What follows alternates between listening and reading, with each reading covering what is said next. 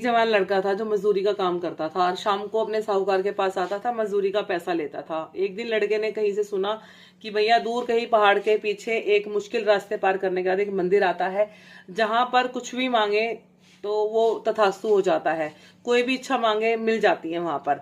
तो उसने क्या करा कि अगले ही दिन ये सोचकर निकल गया और सबने कहा कि बहुत मुश्किल है, नहीं जा पाएगा, लेकिन उसने नहीं माना, वो रुका नहीं, वो चला गया। ऊंचे नीचे रास्ते पार करके वो उस मंदिर में पहुंच गया, पूरी रात बिताई।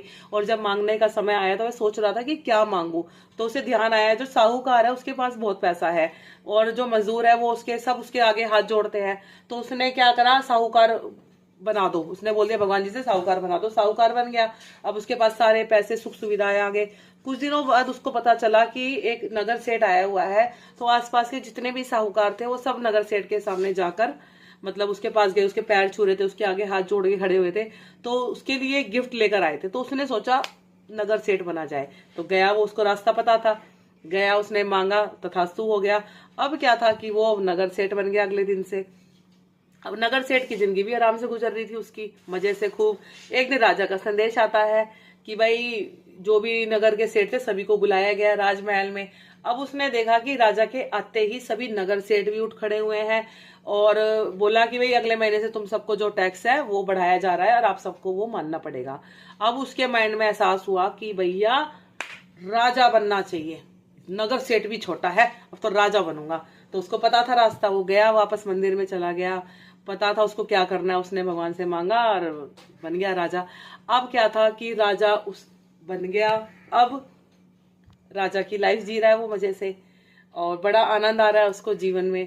कुछ दिनों बाद उसकी सुख भोगने के बाद उसकी तबीयत खराब हो गई अचानक ही।